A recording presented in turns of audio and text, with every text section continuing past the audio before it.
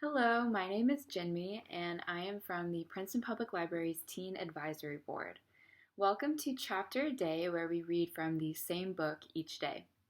This week, we've been reading Percy Jackson and the Lightning Thief, and today I will be reading Chapter 22 for you, which is the last chapter in the book. If you want to catch up on any chapters you may have missed, or just read it all from the beginning, you can find all the videos posted on our YouTube page. Okay, so let's get into it.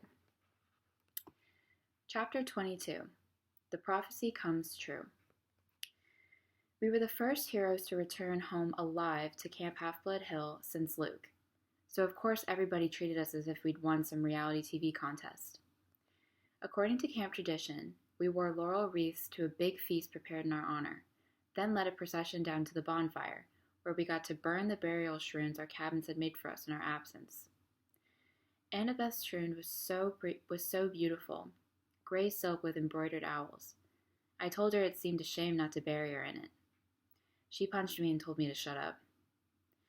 Being a son of Poseidon, I didn't have any cabin mates, so the Ares cabin had volunteered to make my shrine. They'd taken an old bedsheet and painted smiley faces with X'd out eyes around the border, and the word loser painted really big in the middle. It was fun to burn. As Apollo's cabin led the sing-along and passed out s'mores, I was surrounded by my old Hermes cabin mates, Annabeth's friends from Athena, and Grover's satyr buddies, who were admiring the brand new searcher's license he'd received from the Council of Cloven Elders. The council had called Grover's performance on the quest brave to the point of indigestion, horns and whiskers above anything they'd ever seen in the past. The only ones not in the party mood were Clarice and her cabin mates, whose poisonous looks told me they'd never forgive me for disgracing their dad. That was okay with me. Even Dionysus's welcome home speech wasn't enough to dampen my spirits. Yes, the little brat didn't get himself killed, and now he'll have an even bigger head. Well, huzzah for that. In other announcements, there will be no canoe races this Saturday. I moved back into cabin 3, but it didn't feel so lonely anymore. I had my friends to train with during the day. At night, I lie awake and listen to the sea, knowing my father was out there. Maybe he wasn't quite sure about me yet. Maybe he hadn't even wanted me born, but he was watching. And so far, he was proud of what I'd done. As for my mother, she had a chance at a new life. Her letter arrived a week after I got back to camp. She told me Gabe had left mysteriously. Disappeared off the face of the planet, in fact. She'd reported him missing to the police, but she had a funny feeling they would never find him. On a completely unrelated subject, she'd sold her first life-size concrete sculpture, entitled The Poker Player, to a collector through an art gallery in Soho. She'd gotten so much money for it, she'd put a deposit down on a new apartment and made a payment on her first semester's tuition at NYU. The Soho Gallery was clamoring for more of her work, which they called a huge step forward in super ugly neurorealism. But don't worry, my mom wrote, I'm done with sculpture. I've disposed of that box of tools you left me. It's time for me to turn to writing. At the bottom, she wrote a P.S. Percy, I found a good private school here in the city. I've put a deposit down to hold you a spot, in case you want to enroll for 7th grade. You could live at home, but if you want to go year-round at Half-Blood Hill, I'll understand. I folded the note carefully and set it on my bedside table. Every night before I went to sleep, I read it again, and I tried to decide how to answer her. On the 4th of July, the whole camp gathered at the beach for a fireworks display by Cabin 9. Being Hephaestus's kids, they weren't going to settle for a few lame red, white, and blue explosions. They anchored a barge offshore and loaded it with rockets the size of Patriot missiles. According to Annabeth, who'd seen the show before, the blast would be sequenced so tightly they'd look like frames of animations across the sky. The finale was supposed to be a couple of 100-foot-tall Spartan warriors who would crackle to life above the ocean, fight a battle, then explode into a million colors. As Annabeth and I were spreading a picnic blanket, Grover showed up to tell us goodbye. He was dressed in his usual jeans and t-shirt and sneakers, but in the last few weeks he'd started to look older, almost high school age. His goatee had gotten thicker. He'd put on weight. His horns had grown at least an inch, so he now had to wear his Rasta cap all the time to pass as human. "I'm off," he said. "I just came to say, well, you know." I tried to feel happy for him. After all, it wasn't every day a satyr got permission to go look for the great god Pan. But it was hard saying goodbye. I'd only known Grover for a year, yet he was my oldest friend. Annabeth gave him a hug. She told him to keep his fake feet on. I asked him where he was going to search first. "Kind of a secret," he said, looking embarrassed. "I wish you guys could come with me, but humans and Pan..." "We understand," Annabeth said. "You got enough tin cans for the trip?" "Yeah." "And you remembered your reed pipes?" "Geez, Annabeth," he grumbled. "You're like an old mama goat." But he didn't really sound annoyed. He gripped his walking stick and slung a backpack over his shoulder. He looked like a hitchhiker you might see on an American highway. Nothing like the little runty boy I used to defend from bullies at Yancey Academy. "Well," he said, "wish me luck." He gave Annabeth another hug. He clapped me on the shoulder, then headed back through the dunes. Fireworks exploded to life overhead. Hercules killing the Nemean lion, Artemis chasing the boar, George Washington, who, by the way, was a son of Athena, crossing the Delaware. "Hey, Grover," I called. He turned at the edge of the woods. "Wherever you're going, I hope they make good enchiladas." Grover grinned, and then he was gone, the trees closing around him. "We'll see him again," Annabeth said. I tried to believe it. The fact that no searcher had ever come back in 2,000 years. Well, I decided not to think about it. Grover would be the first. He had to be. July passed. I spent my days devising new strategies for Capture the Flag and making alliances with the other cabins to keep the banner out of Ares' hands. I got to the top of the climbing wall for the first time without getting scorched by lava. From time to time, I'd walk past the big house, glance up at the attic windows, and think about the oracle. I tried to convince myself that its prophecy had come to completion. "You shall go west and face the god who has turned." Been there, done that, even though the traitor god had turned out to be Ares rather than Hades. "You shall find what was stolen and see it safe returned." Check, one master bolt delivered, one helm of darkness back on Hades' oily head. "You shall be betrayed by one who calls you a friend." This line still bothered me. Ares had pretended to be my friend, then betrayed me. That was what the oracle meant. That must be what the oracle had meant. "And you shall fail to save what matters most in the end." I had failed to save my mom, but only because I'd let her save herself, and I knew that was the right thing. So why was I still uneasy? The last night of the summer session came all too quickly. The campers had one last meal together. We burned part of our dinners for the gods. At the bonfire, the senior counselors awarded the end of summer beads. I got my own leather necklace, and when I saw the bead for my first summer, I was glad the firelight covered my blushing. The design was pitch black, with a sea green trident shimmering in the center. "The choice was unanimous," Luke announced. "This bead commemorates the first son of the sea god at this camp, and the quest he undertook into the darkest part of the underworld to stop a war." The entire camp got to their feet and cheered. Even Ares' cabin felt obliged to stand. Athena's cabin steered Annabeth to the front so she could share in the applause. I'm not sure I'd ever felt as happy or sad as I did in that moment. I'd finally found a family, people who cared about me, and thought I'd done something right. And in the morning, most of them would be leaving for the year. The next morning, I found a form letter on my bedside table. I knew Dionysus must have filled it out, because he stubbornly insisted on getting my name wrong. "Dear Peter Johnson, If you intend to stay at Camp Half-Blood year-round, you must inform the big house by noon today. If you do not announce your intentions, we will assume you have vacated your cabin or died a horrible death. Cleaning harpies will begin work at sundown. They will be authorized to eat any unregistered campers. All personal articles left behind will be incinerated in the lava pit. Have a nice day. Mr. D. Dionysus, Camp Director, Olympian Council Number 12. That's another thing about ADHD. Deadlines just aren't real to me until I'm staring one in the face. Summer was over, and I still hadn't answered my mother, or the camp, about whether I'd be staying. Now I had only a few hours to decide. The decision should have been easy.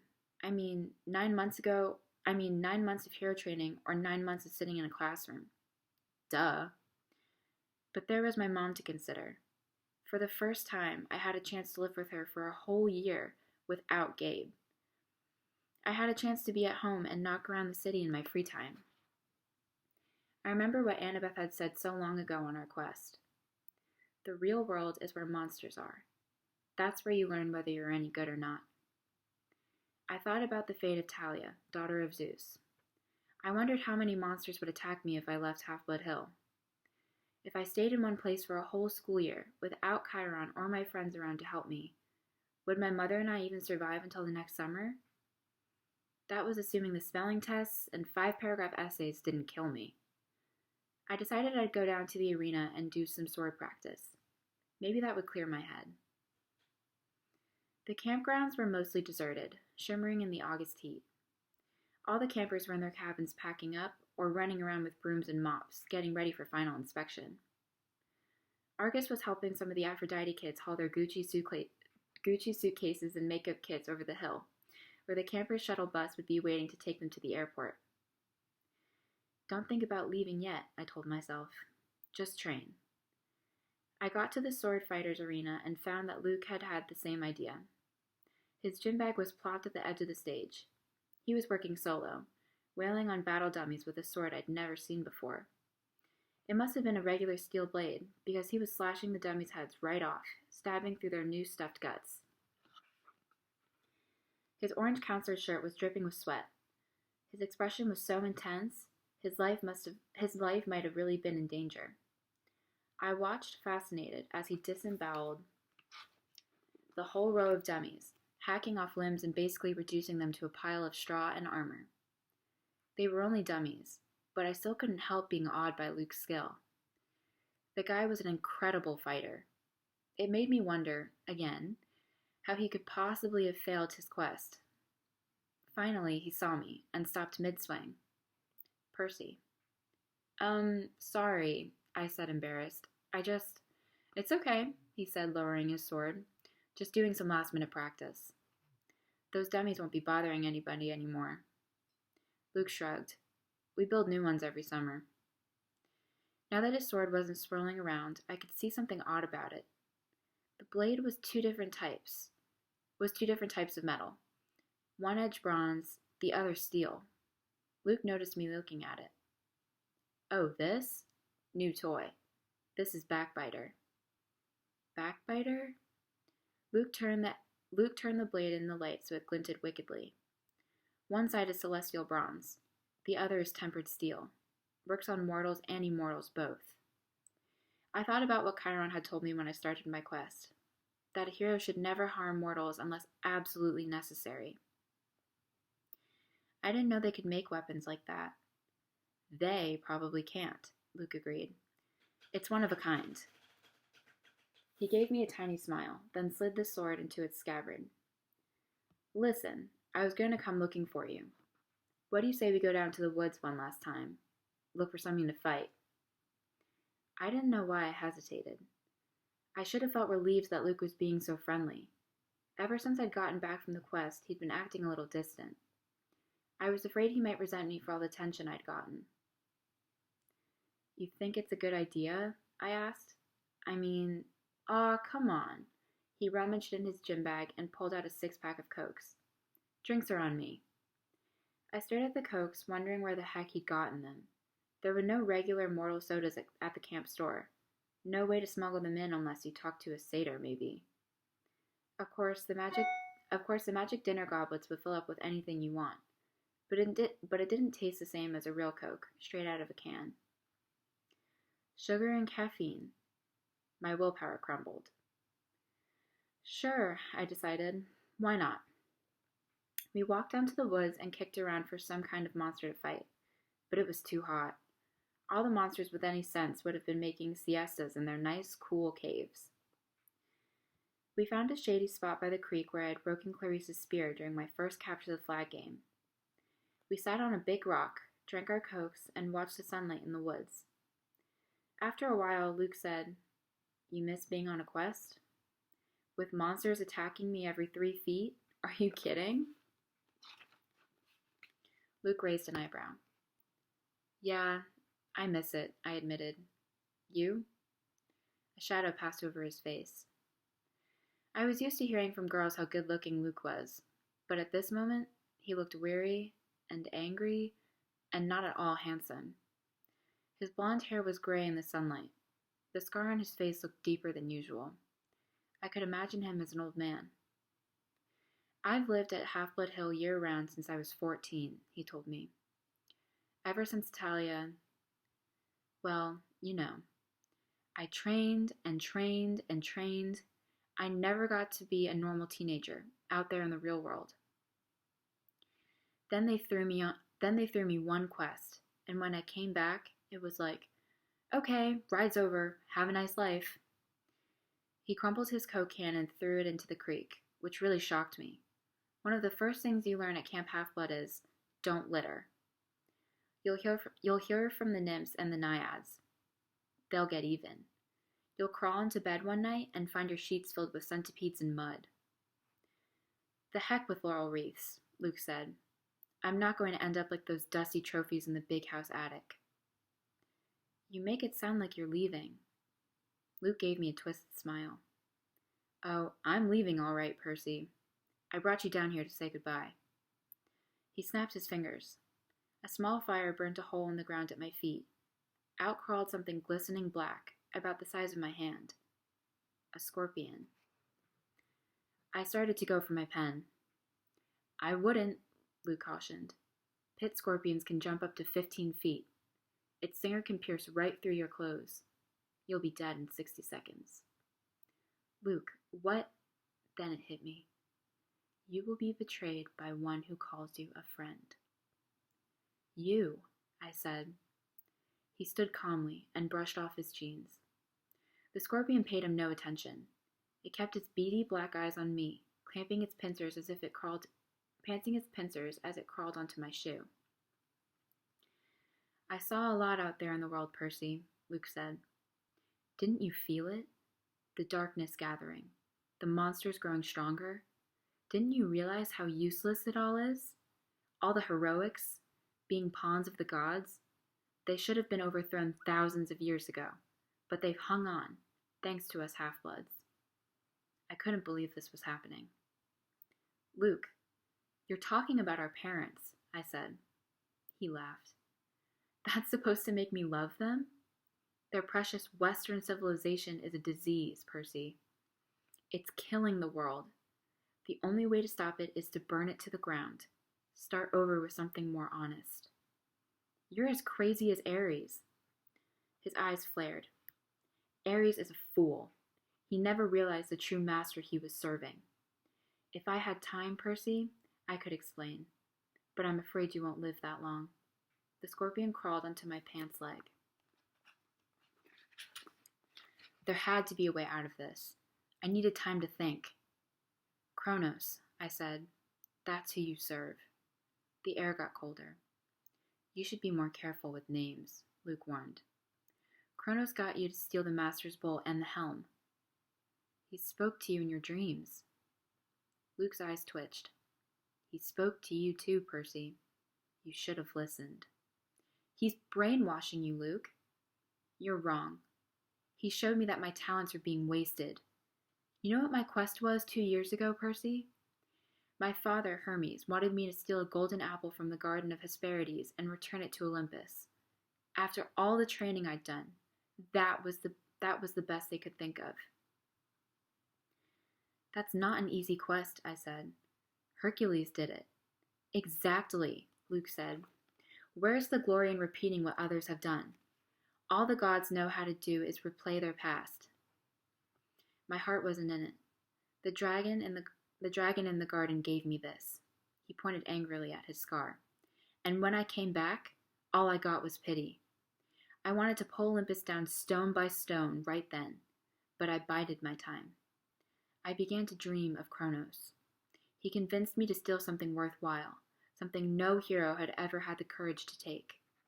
When we went on that winter solstice field trip, while the other campers were asleep, I snuck into the throne room and took Zeus's master bolt right from his chair. Hades' helm of darkness, too. You wouldn't believe how easy it was. The Olympians are so arrogant. They never dreamed someone would dare steal from them. Their security is horrible. I was halfway across New Jersey before I heard the storms rumbling, and I knew they'd discovered my theft. The scorpion was sitting on my knee now, staring at me with its glittering eyes. I tried to keep my voice level. So, why did you bring the items to Kronos? Why didn't you bring the items to Kronos? Luke's smile wavered. I got overconfident. Zeus sent out his sons and daughters to find the stolen bolt. Artemis, Apollo, my father Hermes, but it was Ares who caught me. I could have beaten him, but I wasn't careful enough. He disarmed me, took the items of power, threatened to return them to Olympus and burn me alive. Then Kronos' voice came to me and told me what to say. I put the idea in Ares' head about a great war between the gods. I said all he had to do was hide the items away for a while and watch the others fight. Ares got a wicked gleam in his eyes. I knew he was hooked. He let me go, and I returned to Olympus before anyone noticed my absence. Luke drew his new sword. He ran his thumb down the flat of the blade, as if he were hypnotized by its beauty. Afterward, the Lord of the Titans. He punished me with nightmares. I swore not to fail again. Back at Camp Half-Blood, in my dreams, I was told that a second hero would arrive, one who could be tricked into taking the bowl and the helm the rest of the way, from Ares down to Tartarus. You summoned the Hellhound that night in the forest. We had to make Chiron think camp wasn't safe for you, so he would start you on your quest. We had to confirm his fears that Hades was after you, and it worked. The flying shoes were cursed, I said. They were supposed to drag me in the backpack into Tartarus. And they would have if you'd been wearing them, but you gave them to that satyr, which wasn't part of the plan. Grover messes up everything he touches. He even confused the curse. Luke looked down at the scorpion, which was now sitting on my thigh. You should have died in Tartarus, Percy. But don't worry. I'll leave you my little friend to set things right. Talia gave her life to save you, I said, gritting my teeth. And that's how you repay her? Don't speak of Talia, he shouted. The gods let her die. That's one of the many things they will pay for. You're being used, Luke. You and Ares both. Don't listen to Kronos. I've been used? Luke's voice turned shrill. Look at yourself. What has your dad ever done for you? Kronos will rise. You're only delaying his plans. He will cast the Olympians into Tartarus and drive humanity back to their caves. All except the strongest, the ones who serve him. Call off the bug, I said. If you're so strong, fight me yourself. Luke smiled. Nice try, Percy, but I'm not Ares. You can't bait me. My lord is waiting, and he's got plenty of quests for me to undertake. Luke. Goodbye, Percy. There is a new golden age coming. You won't be a part of it. He slashed his sword in an arc and disappeared in a ripple of darkness. The scorpion lunged. I swatted it away with my hand and uncapped my sword. The thing jumped at me, and I cut it in half mid-air. I was about to congratulate myself until I looked down at my hand. My palm had a huge red welt, oozing and smoking with yellow gunk. That thing had gotten me after all. My ears pounded. My vision went foggy. The water, I thought. It healed me before. I stumbled to the creek and submerged my hand, but nothing seemed to happen. The poison was too strong. My vision was getting dark. I could barely stand up. 60 seconds, Luke had told me. I had to get back to camp. If I collapsed out here, my body would be dinner for a monster. Nobody would ever know what had happened. My legs felt like lead. My forehead was burning. I stumbled toward the camp, and the nymphs stirred in their trees. Help, I croaked. Please. 2 of them took my arms, pulling me along. I remember making it to the clearing, a counselor shouting for help, a centaur blowing a conch horn. Then everything went black. I woke with a drinking straw in my mouth. I was sipping something that tasted like liquid chocolate chip cookies. Nectar. I opened my eyes. I was propped up in bed within the sick room of the big house, my right hand bandaged like a club. Argus stood guard in the corner. Annabeth sat next to me, holding my nectar glass and dabbing a washcloth on my forehead. Here we are again, I said. You idiot, Annabeth said, which is how I knew she was overjoyed to see me conscious. You were green and turning gray when we found you. If it weren't for Chiron's healing... Now, Chiron's voice said. Percy's constitution deserves some of the credit. He was sitting near the foot of my bed in human form, which was why I hadn't noticed him yet. His lower half was magically compacted into the wheelchair, his upper half dressed in a coat and tie. He smiled, but his smile looked weary and pale, the way it did when he'd been up all night grading Latin papers. How are you feeling? He asked. Like my insides have been frozen, then microwaved. Apt. Considering that was appropriate, considering that was pit scorpion venom. Now you must tell me, if you can, exactly what happened. Between sips of nectar, I told him the story. The room was quiet for a long time. I can't believe that Luke... Annabeth's voice faltered. Her expression turned angry and sad. Yes, I can believe it. May the gods curse him. He was never the same after his quest. This must be reported to Olympus, Chiron murmured. I will go at once. Luke is out there right now, I said. I have to go after him. Chiron shook his head. No, Percy, the gods won't even talk about Kronos, I snapped. Zeus declared that matter closed. Percy, I know this is hard, but you must not rush out for vengeance. You aren't ready. I didn't like it, but part of me suspected Chiron was right. One look at my hand, and I knew I wasn't going to be sword fighting anytime soon. Chiron, your prophecy from the oracle. It was about Kronos, wasn't it? Was I in it? And Annabeth? Chiron glanced nervously at the ceiling. Percy, it isn't my place. You've been ordered not to talk about it, haven't you? His eyes were sympathetic, but sad. You will be a great hero, child. I will do my best to prepare you. But if I'm right about the path ahead of you... Thunder boomed overhead, rattling the windows. All right, Chiron shouted. Fine. He sighed in frustration. The gods have their reasons, Percy. Knowing too much of your future is never a good thing. We can't just sit back and do nothing, I said. We will not sit back, Chiron promised. But you must be careful. Kronos wants you to become unraveled. He wants your life disrupted, your thoughts clouded with fear and anger. Do not give him what he wants. Train patiently. Your time will come. Assuming I live that long. Chiron put his hand on my ankle. You'll have to trust me, Percy. You will live. But first you must decide your path for the coming year. I cannot tell you the right choice. I got the feeling he had a very definite opinion, and it was taking all his willpower not to advise me. But you must decide whether to stay at Camp Half-Blood year-round or return to the mortal world for 7th grade and be a summer camper. Think on that. When I get back from Olympus, you must tell me your decision. I wanted to protest. I wanted to ask him more questions, but his expression told me there could be no more discussion. He said he had said as much as he could.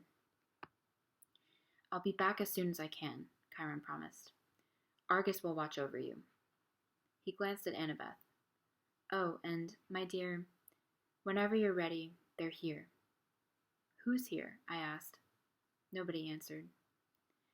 Chiron rolled himself out of the room. I heard the wheels of his chair clunk carefully down the front steps, 2 at a time. Annabeth studied the ice in my drink. What's wrong? I asked her. Nothing. She set the glass on the table. I just took your advice about something. You, need anything? Yeah. Help me up. I want to go outside. Percy, that isn't a good idea. I slid my legs out of bed. Annabeth caught me before I could crumple to the floor. A wave of nausea rolled over me. Annabeth said, I told you. I'm fine, I insisted. I didn't want to lie in bed like an invalid while Luke was out there planning to destroy the Western world. I managed to step forward, then another, still leaning heavily on Annabeth. Argus followed us outside, but he kept his distance. By the time we reached the porch, my face was beaded with sweat. My stomach had twisted into knots, but I had managed to make it all the way to the railing. It was dusk. The camp looked completely deserted. The cabins were dark and the volleyball pit silent. No canoes cut the surface of the lake. Beyond the woods and the strawberry fields, the Long Island Sound glittered in the last light of the sun. What are you going to do? Annabeth asked me. I don't know. I told her I got the feeling Chiron wanted me to stay year-round, to put some more individual training time in, but I wasn't sure that's what I wanted. I'd admitted I'd feel bad about leaving her alone. I admitted I'd feel bad about leaving her alone, though, with only Clarice for company. Annabeth pursed her lips, then said quietly, I'm going home for the year, Percy. I stared at her. You mean to your dad's? She pointed toward the crest of Half-Blood Hill. Next to Talia's pine tree, at the very edge of the camp's magical boundaries, a family stood silhouetted. 2 little children, a woman, and a tall man with blonde hair. They seemed to be waiting. The man was holding a backpack that looked like the one Annabeth had gotten from Waterland in Denver. I wrote him a letter when we got back, Annabeth said, just like you'd suggested. I told him I was sorry. I'd come home for the school year if he still wanted me. He wrote back immediately. We decided we'd give it another try. That took guts. She pursed her lips. You won't try anything stupid during the school year, will you? At least, not without sending me an iris message? I managed to smile. I won't go looking for trouble. I usually don't have to. When I get back next summer, she said, we'll hunt down Luke. We'll ask for a quest, and if we don't get approval, we'll sneak off and do it anyway. Agreed? Sounds like a plan worthy of Athena. She held out her hand. I shook it. Take care, Seaweed Brain, Annabeth told me. Keep your eyes open. You too, wise girl. I watched her walk up the hill and join her family. She gave her father an awkward hug and looked back at the valley one last time. She touched Talia's pine tree, then allowed herself to lead over the crest into the mortal world. For the first time at camp, I felt truly alone. I looked out at Long Island Sound, and I remembered my father saying, the sea does not like to be restrained. I had made my decision. I wondered if Poseidon were watching, would he approve of my choice? I'll be back next summer, I promised him. I'll survive until then. After all, I am your son. I asked Argus to take me down to the cabin 3 so I could pack my bags for home. And that is the end of Percy Jackson and the Lightning Thief. Just as a reminder, you can find any chapters that you might have missed on our YouTube page, and you can find Percy Jackson and the Lightning Thief online on Hoopla. Thank you so much for listening, and I hope that you tune in for our next chapter a day.